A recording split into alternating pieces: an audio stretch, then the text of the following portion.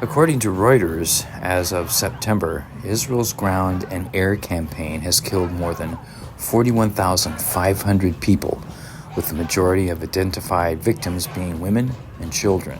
The campaign now continues into southern Lebanon. For a year, protests and marches have continued all around the world.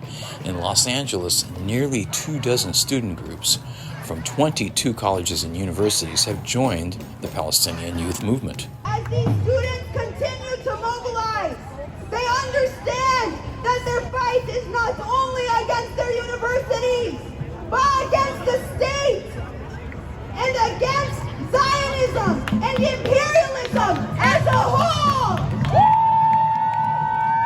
I attended the march in downtown Los Angeles on Saturday and spoke with one of the leaders of the Palestinian youth movement. Hello, this is Dan Nowman with KPFK's Rebel Alliance News, and I'm here with Nadia Mahanna.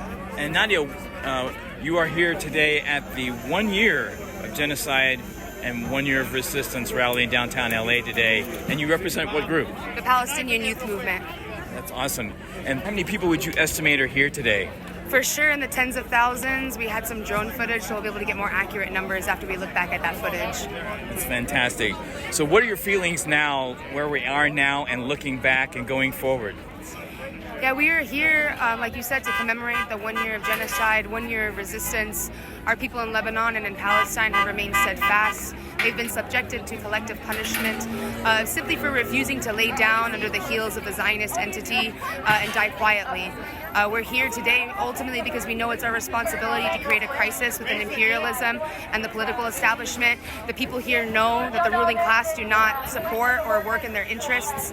Ultimately, we know that the people of the world stand with Palestine, and we know this because for the last year alone, millions of people have taken to the streets, shutting down airports, bridges, train stations, and sparking a student intifada on their university campuses in support of the liberation of our people.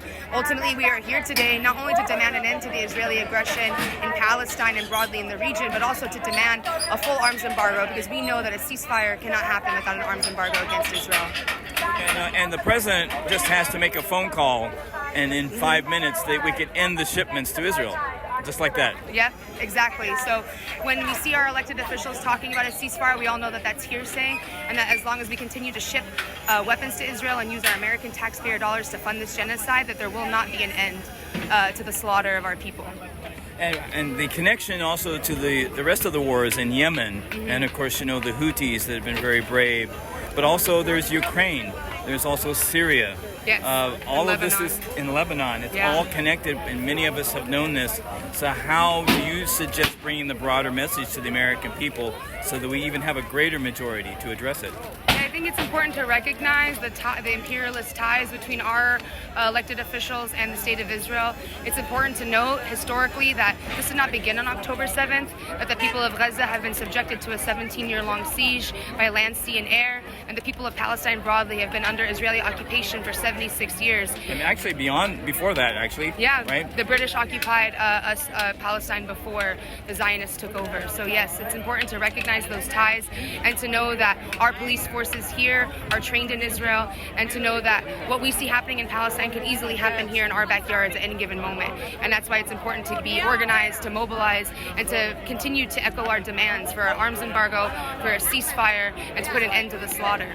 And educate people about what imperialism is as well. Would you agree? Yeah, I would agree, definitely. Because a lot of people don't understand exactly what that means. It's just a word without a definition behind it, and some examples. So what's a good example to the audience out there if they don't understand what imperialism is? How would you define that? I would define it, to put it in our context here in the United States, the indigenous people here call it Turtle Island, and the United States itself is a settler colony, and it was created through the mass genocide and murder, raping, and pillaging of the indigenous peoples here on this land in order to establish a settler colony, in order to create the current society that we see today, where we have police, where we have people in the streets, homeless, people going hungry, all for profit, and it's all profit over people with these imperialist powers, right? right? And we understand that imperialism and the settler colonial entity of Israel is an expansionist project, that it will not just stop with Palestine, that it will continue to expand the same way that we see the United States has expanded, starting with the 13 colonies, what we know on the East Coast, expanding west. It will continue, and as we see that the U.S. continues to occupy Hawaii, to continue to impose its so-called democracy on Cuba and Puerto Rico, we will see that in Israel as well, that it will expand. And actually, if you refer to Plan Dalit, they have this term called Greater Israel, which actually is this to expand the Israeli settler colonial project into Jordan, Syria, Lebanon, even as far as to Iraq and Saudi Arabia. So, is there anything else that you would like to share with the audience right now that would be relevant in going forward? I would say to, continue to take to the streets, get organized, join an organization, continue to educate yourselves on Palestine, continue to stand for what's right, and to echo our demands for a full arms embargo. And I think it's important to note that so long as we are here existing, that we will not abandon our people in Gaza. And we're all here together. We're all one planet. So that's why we need to get the message out. Thank you so much. Thank you. I appreciate it. This is Dan Nowman for KPFK's Rebel Alliance News.